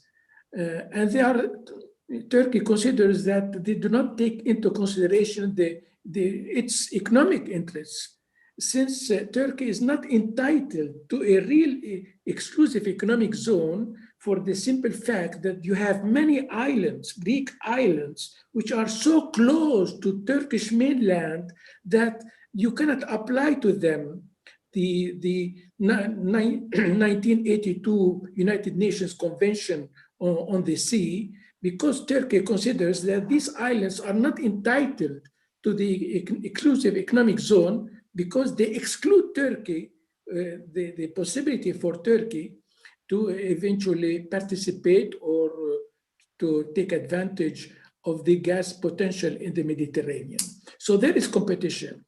The proposal of the President of the Council, Michel, for a conference is very interesting because he wants to consider the problem in a sort of holistic manner, not taking only the gas issue, but linking the gas issue to the Cyprus crisis, because Turkey is drilling gas in the northern part of Cyprus. So they want to consider three themes: the question of Cyprus, the question of the Aegean Sea and the islands, Greek islands in the Aegean Sea, and the question of the competition of pipelines, because Turkey wants to be a hub, wants to be a corridor of pipelines. You have the Turk Stream, which comes from Russia, crosses the Black Sea and goes through Turkey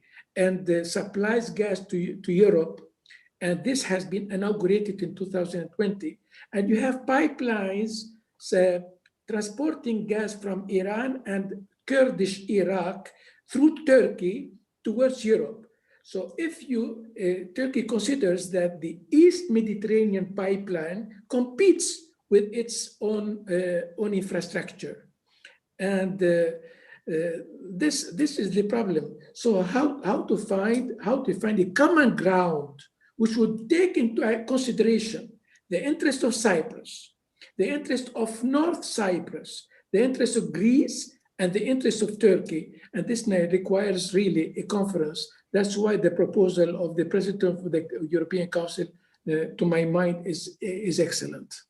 But it has to be carried out with haste, because the escalation today is very detrimental, first of all, to reconciliation process, and secondly, the Eastern Mediterranean question is drawing in other actors, like France, for example, sending frigates and warships and aligning with Greece, considered to be a member state.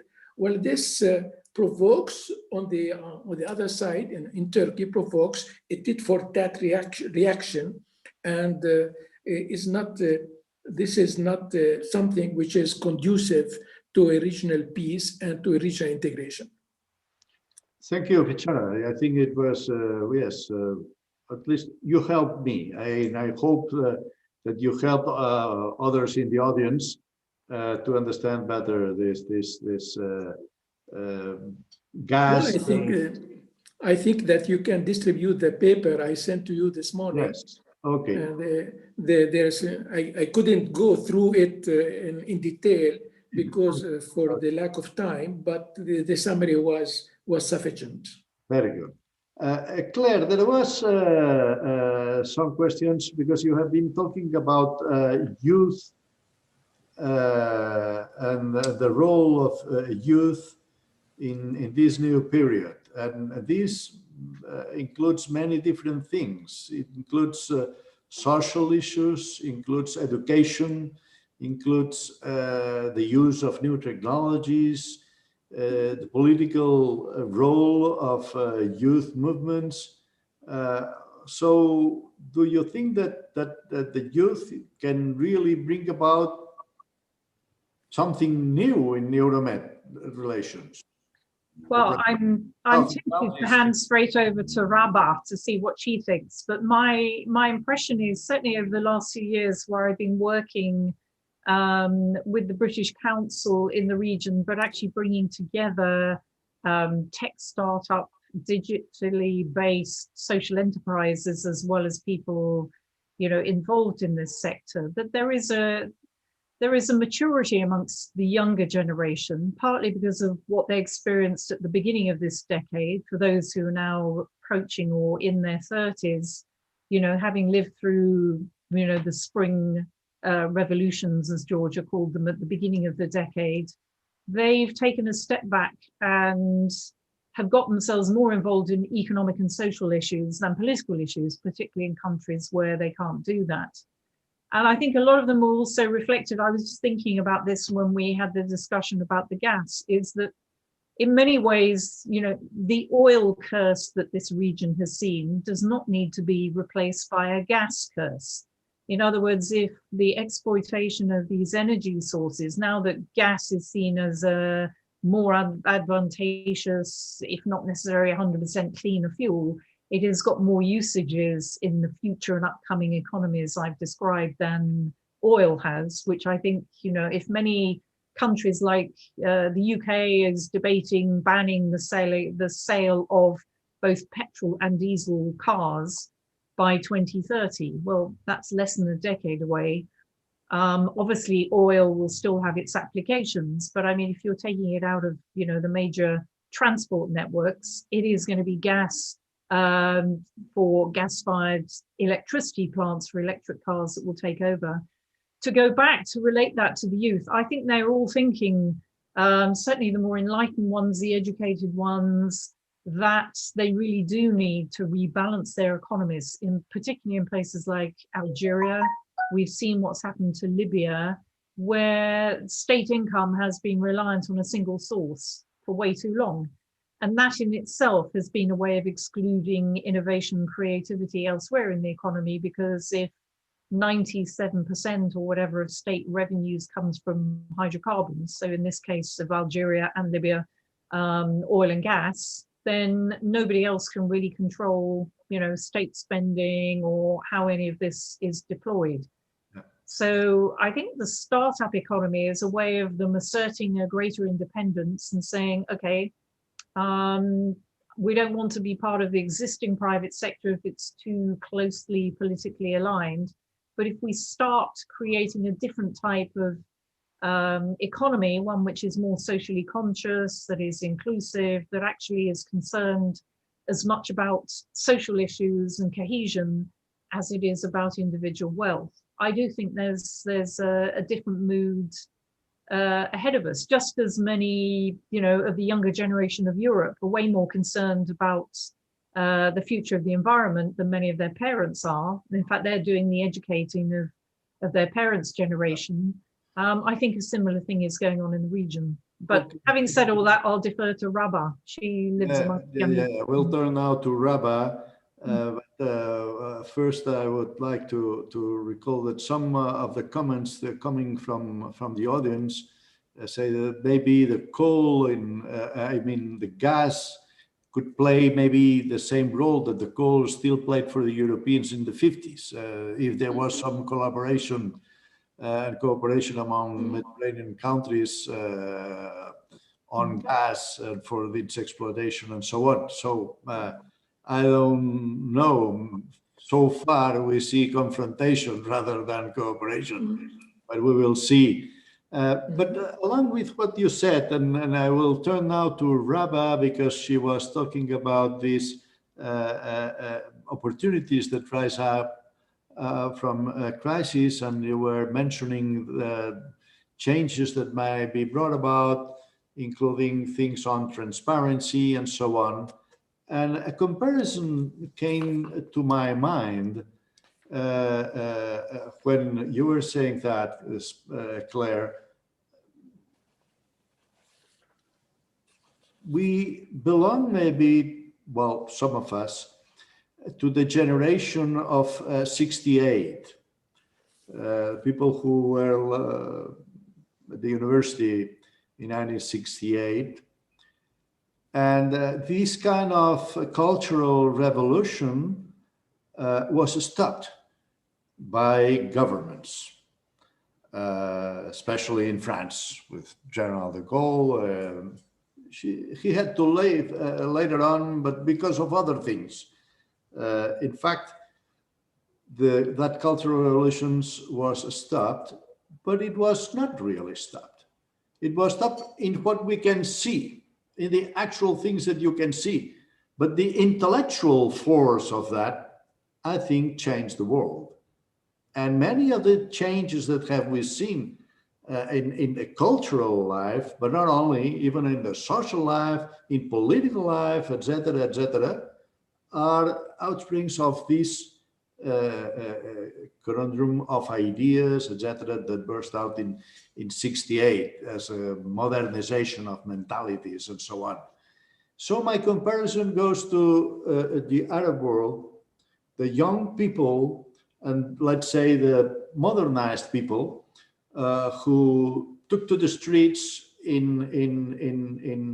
2011 and brought about this kind of revolution that it seems that has been stopped.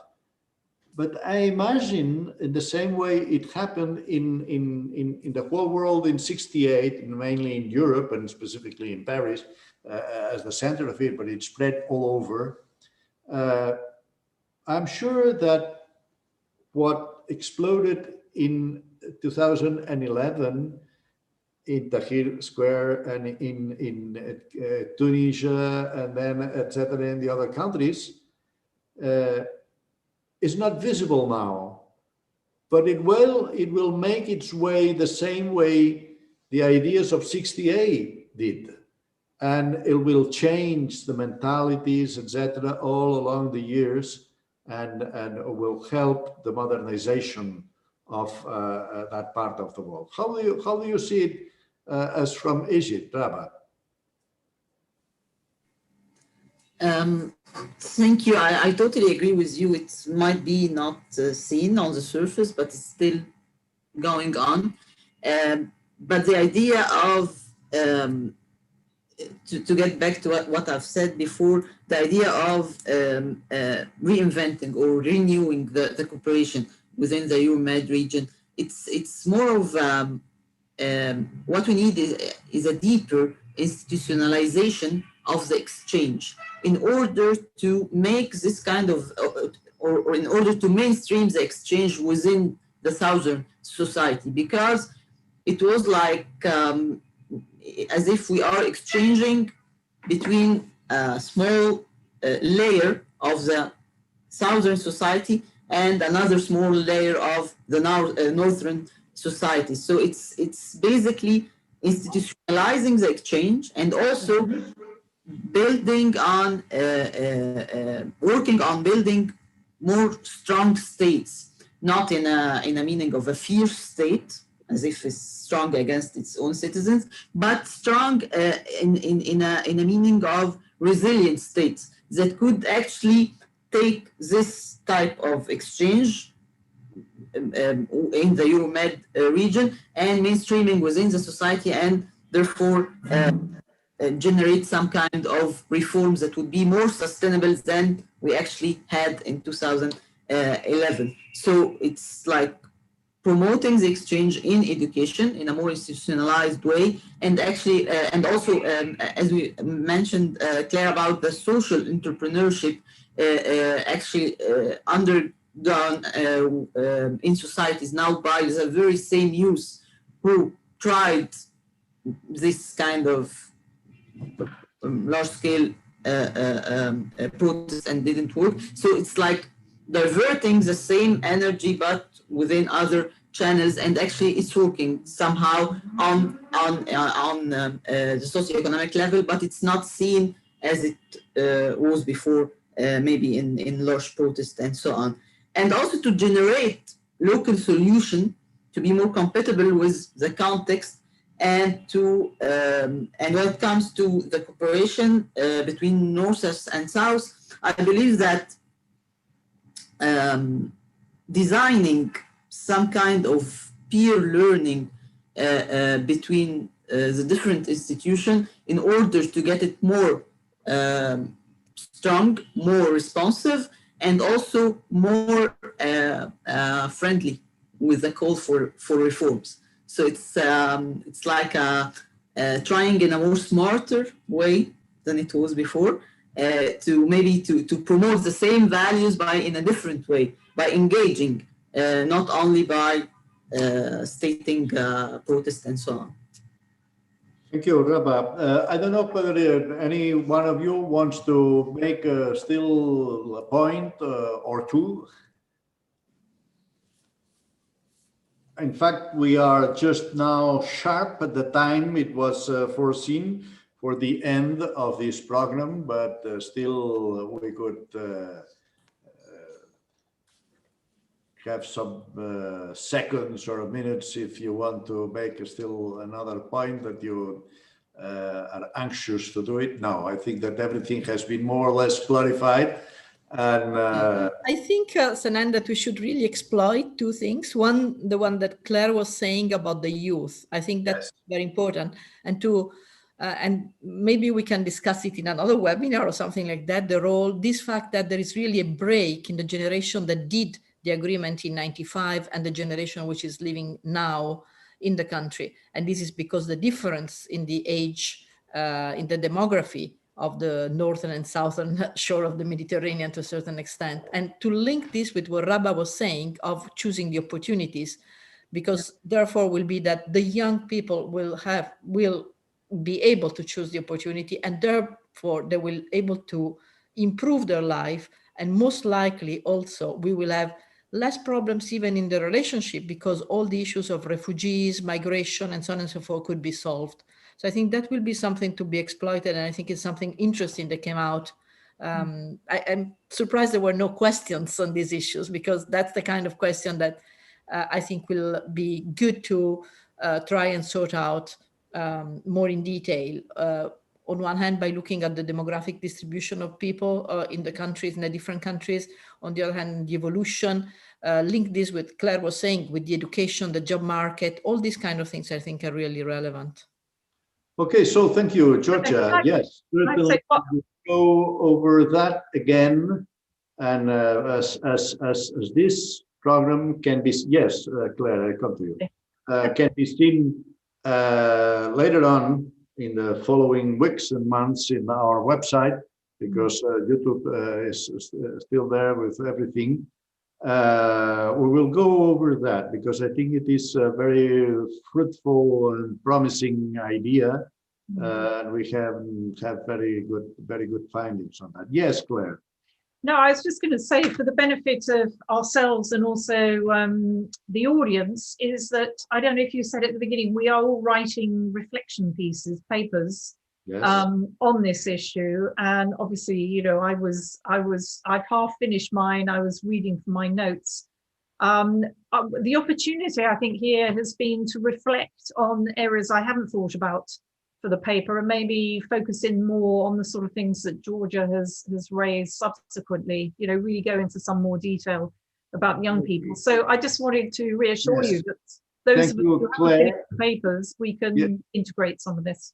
Yes, it is a very good idea, because as you know, this whole session and this series that we finished today is a result of a very, very fruitful collaboration between the European Institute of the Mediterranean with the Center for the Studies of Contemporary Issues from the Generalitat of Catalonia, with whom we have this partnership for this series of conferences. And I'm sure they are absolutely interested, specifically on the issue we are talking now. So I will be waiting for your contributions. And we will come again with that and prepare with them probably a nice reflection in written form, and to distribute and to get along with that, because they have this wonderful review, the quarterly ideas, which is a very, very good vehicle for this kind of reflection, for this kind of discussion. Okay, so thank you very much. I think it has been a very fruitful evening. I hope it has been as well fruitful for our audience.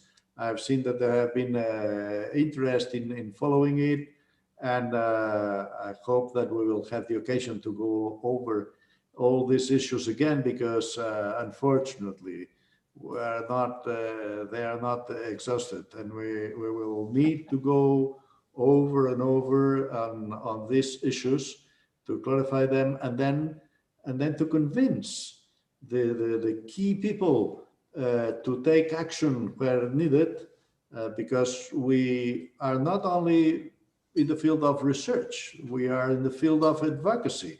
And I would say even mainly we are in the field of advocacy.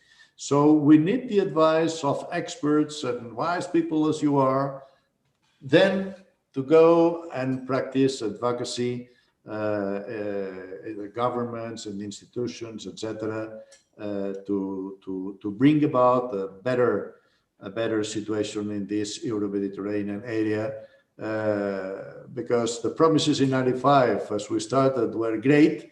The results are meager. But there are some results. And as I said before, maybe we thought, I'm sure of that, without the Euromed business, it would have been much, much worse. But now we have to turn it into, as Rava said, a crisis into opportunities, and practice this advocacy to bring about these new policies with new sharp edge comprehension of the new realities, and to be able to fulfill the goals, because the goals are the same. What we said in '95, to bring about this area of peace and stability, this area of shared economic and social progress, this area of dialogue on the Mediterranean. But good things are hard to find, and so we'll keep working on that in the next future, especially with you for this affair that we are. Yes, Bishara. Please, would you please thank Minister Solé for his opening remarks? Yes. And secondly, you owe us, and he owes us also, a dinner in a good restaurant in Barcelona when the pandemic will be over. And a glass of cava. Do you promise? I was going to say it crazy.